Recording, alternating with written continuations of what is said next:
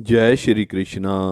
आज भगवत गीता श्रीमद् भगवत गीता के तीसरे अध्याय का महात्म्य बताते हैं आपको। श्री विष्णु ने कहा, हे लक्ष्मी, तुमने दूसरे अध्याय का महात्म्य सुना, अब मैं तीसरे अध्याय का महात्म्य सुनाता हूँ। एक ब्राह्मण नित्य ही खोटे कर्म, चोरी आदि किया करता था। कुछ दिन बाद उसकी मृत्यु हुई। खोटे कर्मों के कारण वह प्रेत योनि को प्राप्त हुआ।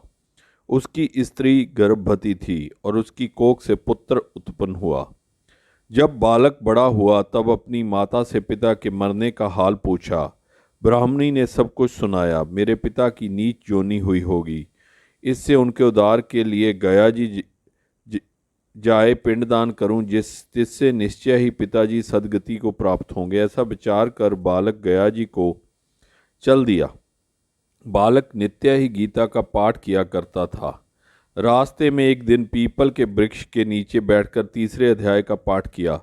संयोग से उसका पिता भी प्रेत योनि को प्राप्त होकर उसी पीपल पर निवास करता था। अपने पुत्र द्वारा किए गए तीसरे अध्याय के पाठ को सुनकर वह देवगति को प्राप्त हुआ और उसके पहले 7 पीढ़ी तक के पुरखा जो नरक में पड़े दुख भोग रहे थे, स्वर्ग को प्राप्त हुए। बालक अपने पुरखों को स्वर्ग को जाता हुआ देख प्रसन्नता को प्राप्त हुआ। इसी तरह ज्ञानपूर्वक जैसे नौका को बनाकर मनुष्य सागर से पार उतर जाता है, उसी प्रकार कर्म द्वारा मृत्यु रूप इस आसार संसार रूपी समुद्र को तरकर मनुष्य ज्ञान द्वारा मोक्ष को प्राप्त होता है।